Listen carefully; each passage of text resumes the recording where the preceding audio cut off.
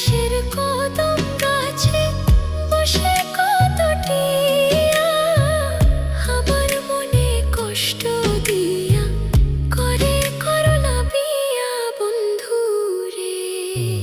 কি অপরাধ পাইয়া রে